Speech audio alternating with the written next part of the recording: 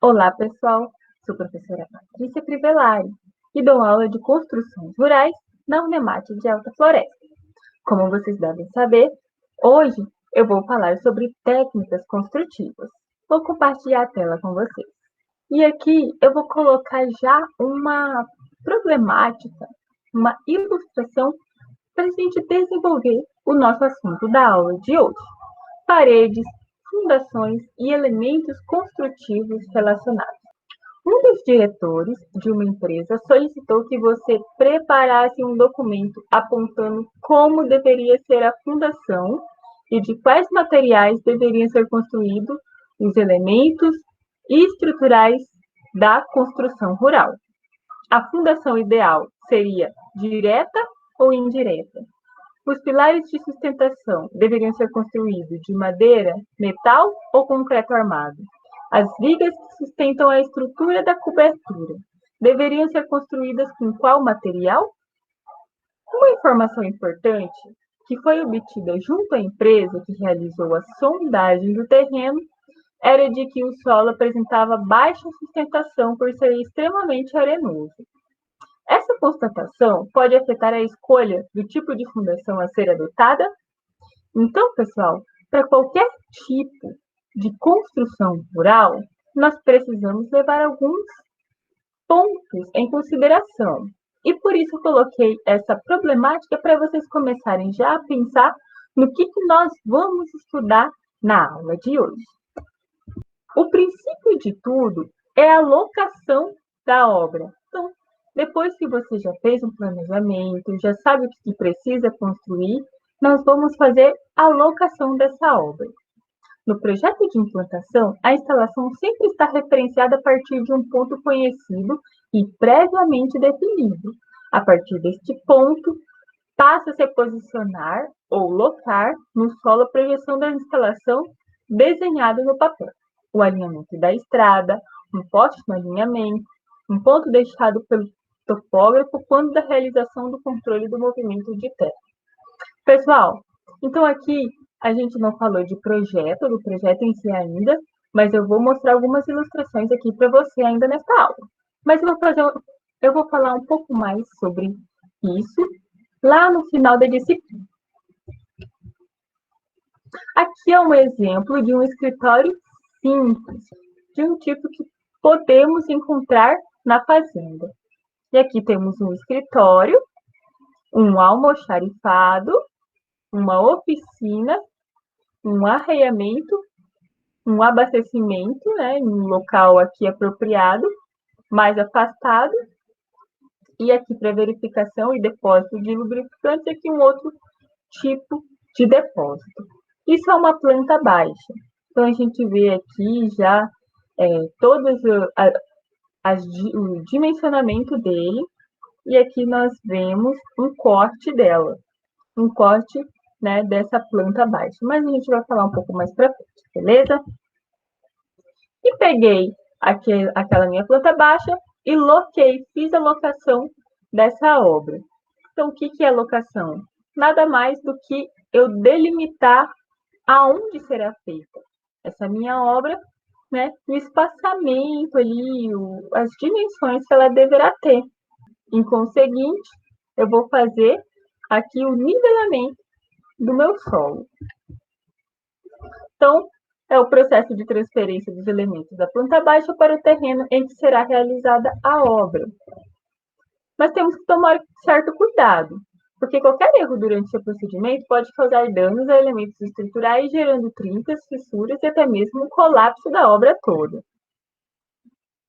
O início do processo de locação. Como é que funciona? Os cuidados com a locação dos elementos de fundação de maneira precisa e correta são fundamentais para a qualidade da instalação, pois a execução de todo o restante estará dependendo deste posicionamento, já que é a referência para a execução da estrutura, que passa a ser referência para as alvenarias, e essas, por sua vez, são referências para os revestimentos. Uma coisa importante aqui é o posicionamento da minha obra, sempre de preferência de leste ou oeste, porque o sol vai passar bem em cima, e aí eu vou dar um melhor conforto térmico né, para a minha locação aqui. Se fosse norte e sul, haveria incidência de sol por uma parte do meu dia aqui, com mais frequência, né, de um lado e depois do outro. Então, isso daí geraria um desconforto térmico. Então, olha aqui, o ângulo A, esse ângulo aqui, é pequeno no verão e aumenta no inverno. E já esse ângulo B aqui, ele, pelo contrário, é grande no verão e diminui no inverno. No entanto, se eu fizer da maneira correta, eu consigo minimizar aí os efeitos do calor e da incidência do sol na minha estrutura. E a marcação dos alinhamentos. Eu preciso fazer essa marcação para nivelar o meu terreno. Então, inicialmente deve-se analisar a topografia do terreno de trabalho e, nessa etapa, dados sobre taludes e encosta do terreno, necessidade de aterro e desaterro, dados sobre erosão, ocorrência de solos moles ou frouxos e obstáculo para a construção devem ser documentados. Preciso saber disso. E aí eu faço aqui, eu posso fazer tanto com esse equipamento, que é um teodolito, quanto com essa mangueira de pedreiro, através aqui da água. Se for uma distância pequena, eu posso fazer tranquilamente com essa mangueira de pedreiro. Quando que eu sei que está nivelado? Quando a água aqui está igual. Então, essa água ela sempre vai caminhar dentro da mangueira em nível. Faço, então, a demarcação dos alinhamentos. Aqui eu vou deixar, né, a minha locação em nível, né, e também o meu terreno nivelado. E aqui eu uso um nível de bolha, né, com uma linha, com o auxílio de uma linha, por exemplo. A materialização da demarcação exigirá um elemento auxiliar que poderá ser constituído por simples piquetes, por cavaletes ou tabeira, que também pode ser denominada tapume, tábua, corrida ou gabarito. Então, o mais comum é a gente chamar o gabarito aí, vamos colocar como gabarito, que vai ser o quê? Eu vou delimitar como é que eu vou fazer a minha locação. Então, eu vou colocar a área mais externa e depois eu vou desenhando ali aonde vão ser as paredes, aonde vão ser os pilares. É mais basicamente isso. Então, tá aqui, ó, o meu gabarito, por exemplo, né, aqui com cavaletes, etc. Aí, independe de como você vai fazer, faço em volta primeiro, coloco no esquadro, né, que é o alinhamento perfeito aqui, esse ângulo aqui de 90 graus. Aqui também um exemplo. E vou começar a desenhar aqui, ó, onde serão as divisórias, as minhas paredes. E isso é o que nós chamamos de gabarito. E aqui tem o processo do cavalete e da tábua corrida, que foi o que eu falei para vocês. Pode ser feito aqui por cavaletes e eu faço as divisórias aqui com as linhas, tá vendo aqui, ó? E aqui eu também posso fazer com tábua corrida, com prego aqui, e vou fazendo também a delimitação das divisórias dentro da minha locação aqui com linhas. Quando que eu uso um, quando que eu uso outro? Então, aqui por cavaletes, os pregos nos alinhamentos da parede do baldrame. Então, eu vou delimitar aqui o que vai ser um, o que vai ser outro. Eu preciso ficar bem firme no chão. Por quê? Este é um dos problemas. Se eu fizer por cavalete, eu vou ter mais espaço para eu andar dentro da minha locação. Eu não vou ter aqui uma restrição. No entanto, eu preciso garantir que isso aqui não saia do lugar. Porque imagina, se essa estaca aqui, se esse cavalete sair do lugar, todo o meu trabalho, né, foi por espaço, água abaixo. Então, eu preciso firmar isso daí para garantir que ele não se mexa. E quando eu coloco ali por tábua corrida, eu tenho uma garantia maior, por causa daqueles esforços que a gente já estudou, né? Eles vão ficar em si já mais firmes, certo? Só que eu vou estar limitado, eu vou ter que levantar minha perna, eu vou conseguir passar com carrinho de mão, então tem um pouquinho mais de trabalho aí. E aqui, falando do gabarito da tábua corrida, então eu tenho o gabarito ou tabeira, que eu faço todo em volta, a posição das paredes, que eu posso fazer aqui com as linhas. A linha da parede aqui eu já coloco vários pregos aqui para delimitar o que vai ser cada um. A linha do baldrame, que é a minha fundação, a linha do eixo, das paredes, e aqui vocês estão vendo como que ficam mais ou menos. O que está mostrando aqui, galera? O esquadro, né? Eu preciso desse ângulo de 90 graus. Não pode ser 91, não pode ser 89. Tem que ser exatamente 90 graus, tem que ser reto.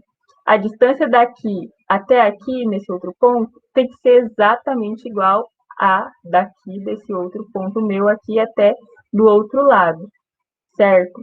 Então, é assim que eu vou garantir que a minha locação está no esquadro. Aqui mais um exemplo da tábua corrida, né? E eles fazendo aqui a divisória com uma linha branca. E então eu preciso traçar esses ângulos retos e na paralela. Tá vendo, ó? Aqui eu tenho uma linha e eu passo a outra aqui com o auxílio dos esquadros, para garantir que fique no esquadro a minha locação. Isso é muito importante, gente, porque se ficar alguma coisa torta aqui, isso vai dar problema lá no futuro, na sua obra. Não vai, o piso vai ficar torto, depois você vai querer ajeitar, vai ficar complicado. Então, é muito importante vocês terem essa noção de esquadro. Aqui está mostrando o exemplo que eu falei para vocês de verificação do esquadro. Depois eles vão medir do outro lado aqui também. Erros comuns em locação. O deslocamento de estaca ou elementos de fundação. A marcação ou escavação de vigas do lado contrário ao especificado. Então, está ali denominado, vai ser aqui, e a pessoa faz 2 centímetros fora. Já vai dar erro, gente. Tem que ter muita atenção na hora de pegar a sua planta baixa e colocar ali na locação. Então, tem que ser um profissional qualificado, tem que ter inspeção, porque se fazer um trabalho caro, porque obra é caro, né, gente? E não ter esses cuidados, o barato vai sair bem caro.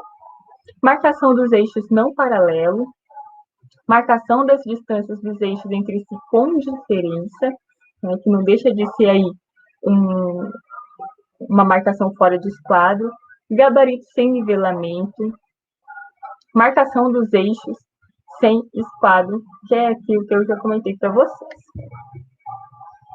Então, a gente comentou aqui sobre a locação, agora nós vamos realmente ao que nos interessa, que são as fundações, vigas, pilares, etc. O que são as fundações? A professora, a senhora fala tanto de fundação, eu não sei o que é ainda.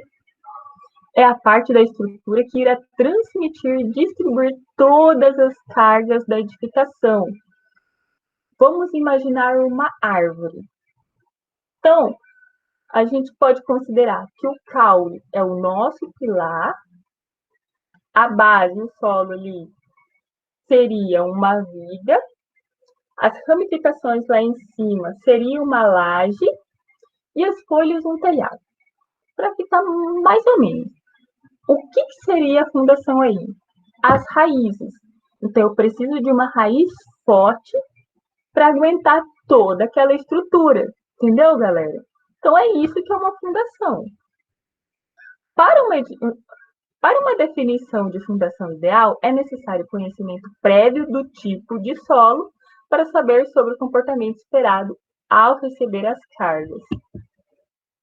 E aqui a gente já entra falando um pouquinho de mecânica do solo que vocês já estudaram, então eu vou falar bem rapidamente aqui, tá bom? É o estudo do solo, suas características que de fato podem influenciar em sua resistência. O que a gente precisa saber? Quais são os tipos de solo que estão sob a obra? E a que profundidade? Isso é muito importante, galera. Qual a altura do lençol freático? Qual a capacidade de carga do subsolo em diversas profundidades? E como o solo se comporta ao receber carga? Então, esse exame normalmente é realizado por meio de sondagens em profundidade com aparelhagem adequada. Isso é feito por empresas especializadas.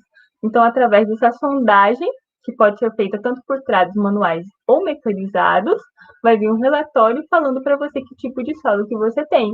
E aí você vai fazer as suas escolhas.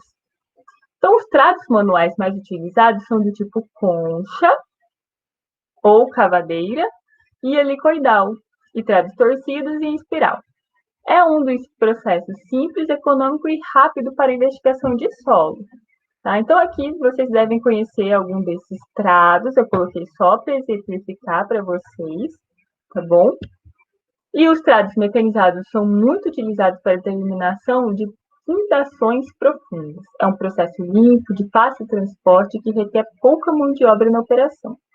O mais conhecido é o SPT, que é o Standard Penetration Test, também conhecido como teste de penetração padrão ou simples reconhecimento, e ele dá informação do tipo de solo, a resistência à penetração do amostrador e a posição do nível da água, ou seja, ele já dá todas as informações que você precisa, e esse aqui, que é geralmente o que é feito, e você só vai receber esse relatório aqui para tomar sua decisão lá no futuro. Então, estou mostrando aqui para vocês como é que ele funciona, né? Tem um motor aqui, um barrilete que vai fazer aqui com que esse trado ele entre e vai fazendo aí a resistência, né, desse solo. E depois eu tenho aqui uma informação. É como se fosse tipo um martelo ali que vai verificar a resistência do solo, o nível da água, vai te dar essas informações aqui. E aí, qual que é a relação entre tensão admitível e o número de golpes, né? Golpes que vai levar ali. Isso aqui é só para vocês saberem como que é feito, como que vai ser o tipo de solo em relação ao número de golpes e a tensão aqui do meu solo. Então, no solo argiloso, aqui desde muito mole a duro, é a quantidade de golpes que esse teste aqui, o SPT, vai me dar, e aí eu vou calcular quanto de tensão admissível que esse solo tem. Quanto maior a tensão, mais resistente é meu solo. Então, se eu tenho um solo mais resistente, eu vou economizar ali na hora de fazer a minha fundação, fazer a minha raiz ali da obra. E aqui a mesma coisa quando for para areia, ok? Não vou entrar muito em detalhe nisso. É necessário conhecer também os dados da estrutura a ser construída, por exemplo, quais são as cargas atuantes. Tem muita diferença se eu vou construir um simples barracão ou se eu vou construir um sobrado, né? Vou construir ali a casa sede com um sobrado. Faz diferença. Após esse estudo, será possível descartar as fundações que não oferecem possibilidade de emprego para a obra em análise. Então, aqui tem dois tipos de fundação. Quanto à profundidade da cota de apoio, elas podem ser divididas em rasas ou diretas e profundas ou indiretas.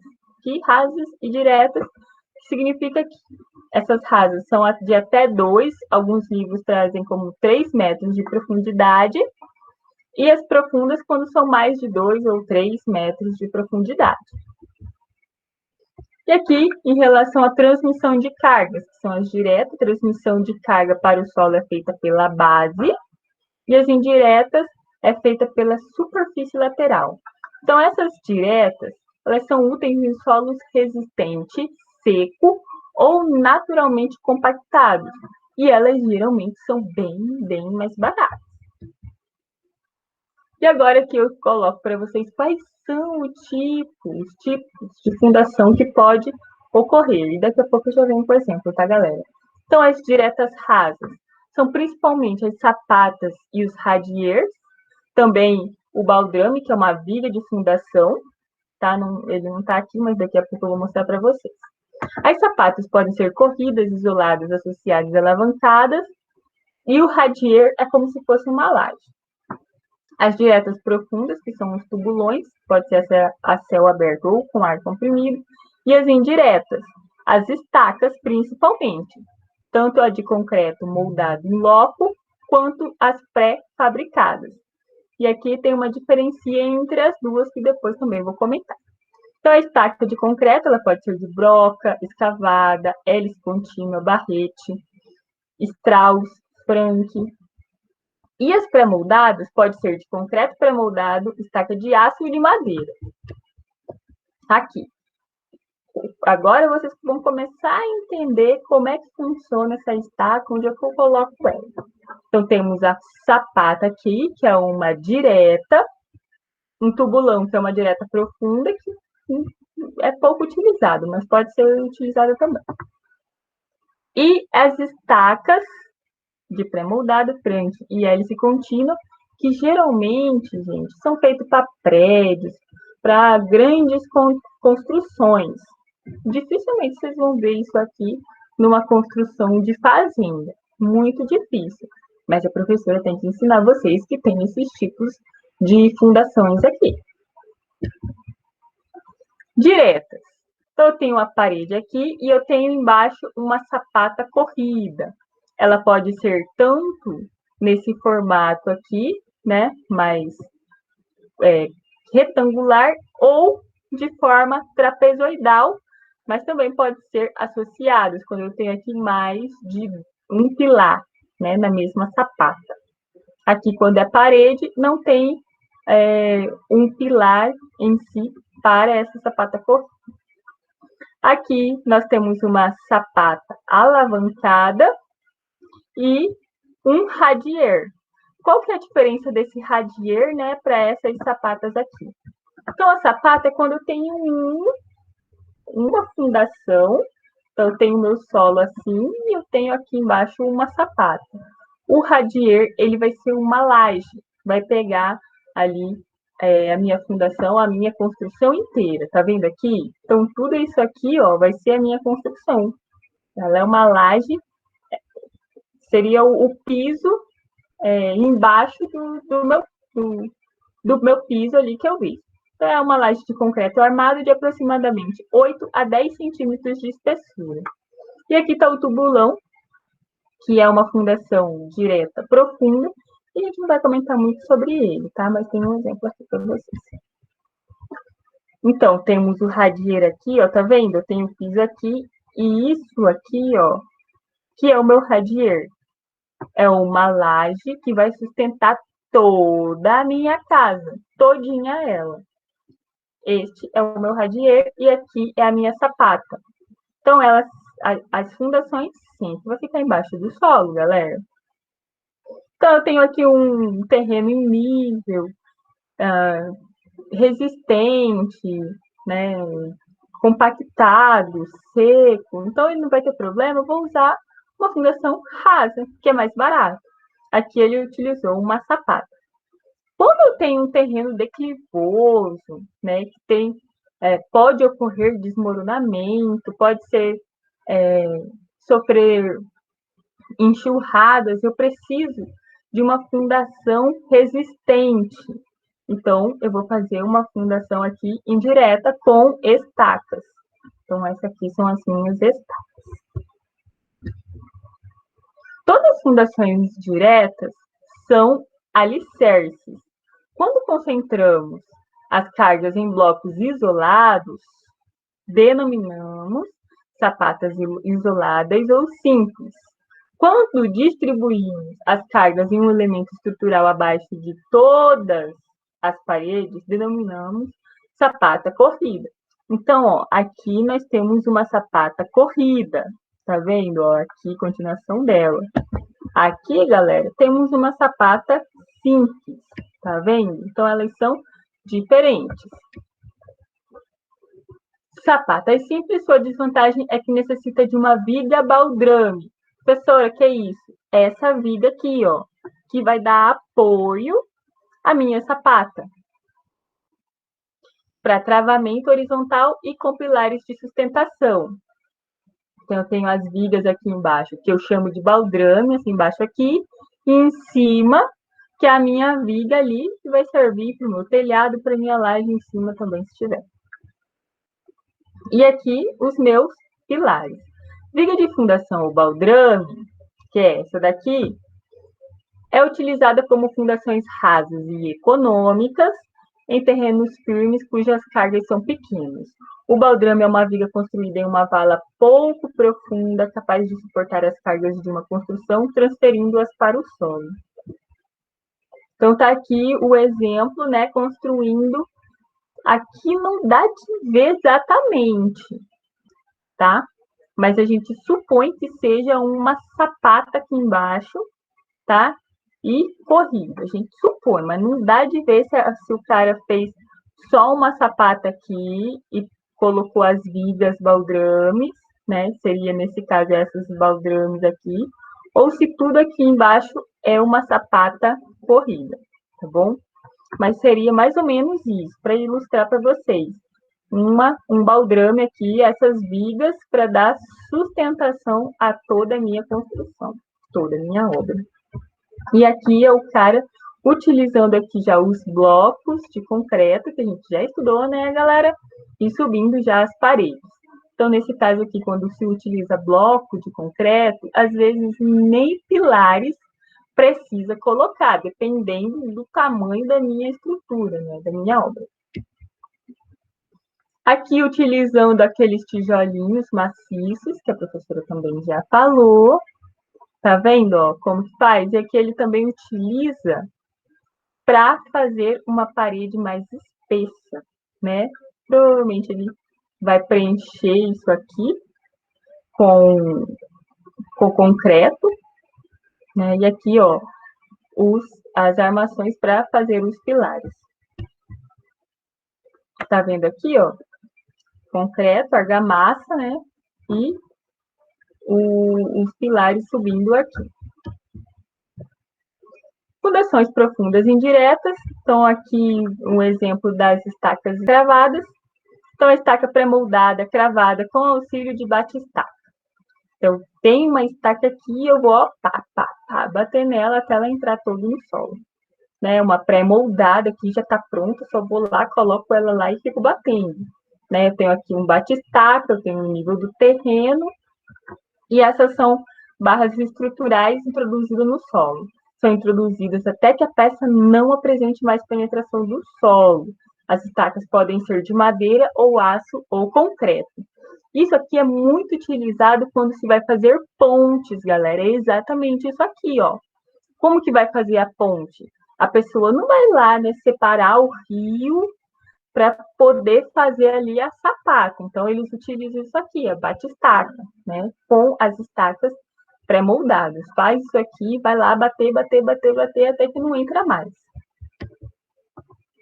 As profundas indiretas são estacas metálicas do tipo pré-moldada, tem sido bastante utilizada na construção de fundação indireta. Tá? Pessoal, vocês imaginam o tamanho disso aqui? Eles não estão numa fazendinha, né? Então, isso aqui provavelmente vai ser uma grande estrutura, sei lá, um prédio, talvez. Então, isso aqui, para fazer uma fundação profunda e direta, ou o meu solo é muito, muito ruim, ou eu vou fazer um prédio. Geralmente é mais ou menos assim. A principal vantagem das estacas de aço está no fato de que podem ser utilizadas em quase todos os tipos de solo, suportando grandes capacidades de carga. Os tipos de fundação mais comuns para cada tipo de casa e terreno estão aqui, ó, uma casa térrea, dependente da resistência do solo. Se é um solo firme, eu vou usar uma viga baldrame, sapata isolada, né? Se é pouco firme, eu posso utilizar um radier, porque ele é uma laje, vai pegar minha casa inteira, então se ele não é muito firme ali, mas a minha estrutura também não é grande, isso aqui já vai dar certo ali, já vai sustentar toda a minha casa. Agora, se eu vou fazer um sobrado, né, uma casa aí de 3 andares, um triplex, aí eu tenho que fazer no solo um pouco mais firme uma estaca. Vou ter que colocar uma estaca ali para suportar aquela estrutura.